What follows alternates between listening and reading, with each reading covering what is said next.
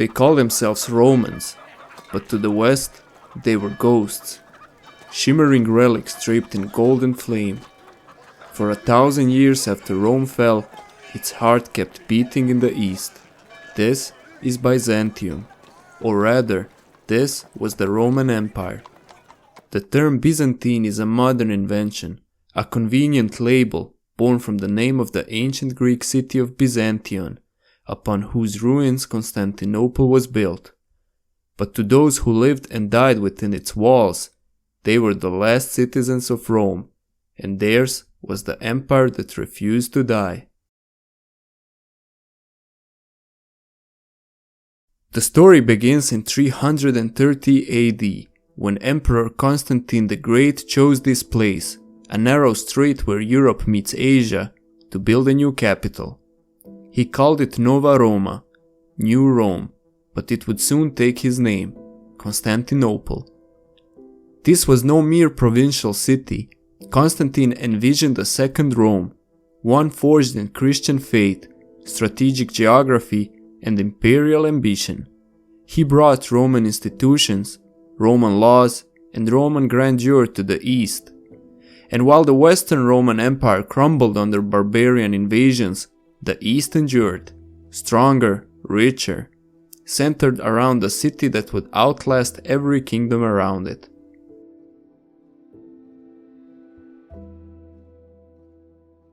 In Constantinople, Rome was reborn, not in pagan marble, but in golden mosaics.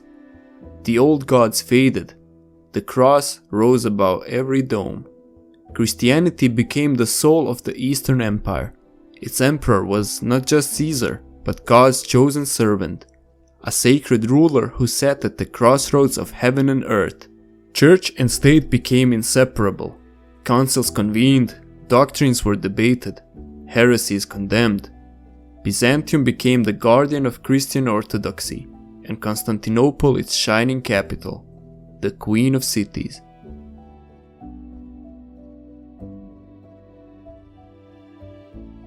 No ruler embodied this vision more than Justinian I. Crowned in 527 AD, he sought to restore the Roman Empire to its ancient glory. Under Justinian, Byzantine armies reconquered lost territories. North Africa, Italy, parts of Spain. The empire stretched again across the Mediterranean, if only briefly.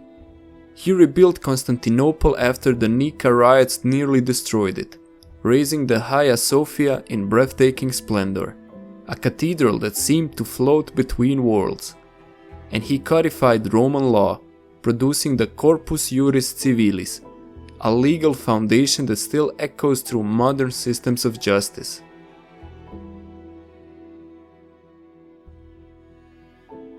But every empire bleeds. The plague of Justinian swept through the empire, killing millions. Enemies pressed in, Persians from the east, Avars and Slavs from the north, Arabs from the south. The empire lost Egypt, Syria, and the Holy Land. Yet Constantinople held fast, protected by its massive Theodosian walls, layered, towering, and nearly impregnable. Generations of Byzantines lived under siege, their lives marked by liturgy and fear, faith and vigilance. Still, the city stood, and the empire endured, battered but unbroken.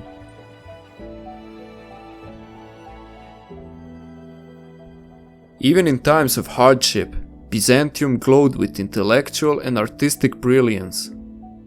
It preserved the philosophy of Plato and Aristotle, the histories of Herodotus and Thucydides, the logic of Roman law, and the theology of early Christianity.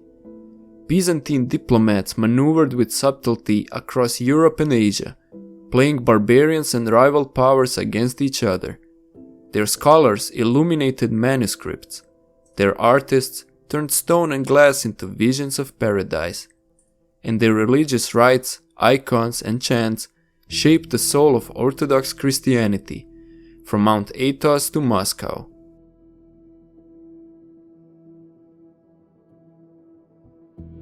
By the 11th and 12th centuries, the empire began to fray. Internal strife, succession crisis, and court intrigue hollowed out the state.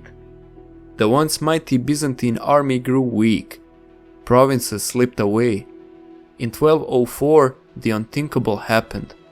Armies of the Fourth Crusade, supposedly allies, turned on Constantinople. They looted the city, desecrated churches, and burned libraries. The Queen of Cities was defiled. Though the Byzantines recaptured it decades later, they never truly recovered. What remained was a shadow of the empire, noble in name, but frail in strength.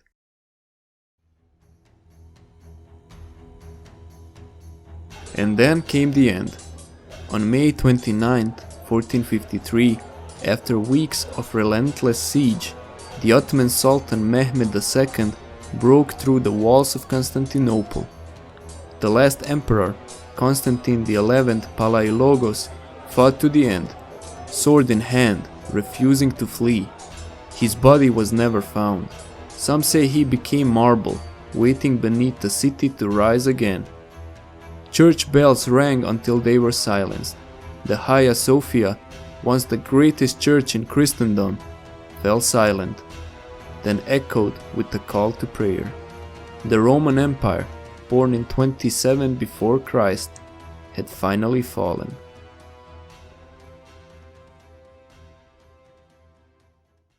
But Byzantium did not vanish. Its legacy lived on, in Orthodox liturgy, in Russian imperial symbolism, in Renaissance scholarship fueled by Byzantine exiles carrying ancient knowledge into Italy. Its art, its law, its theology, all left fingerprints on the world we live in today. And it left behind a haunting lesson, that empires do not live forever, but their echoes can shape the future for centuries. This was Rome's ghost, a 1,000-year echo, the empire that refused to end, until it did.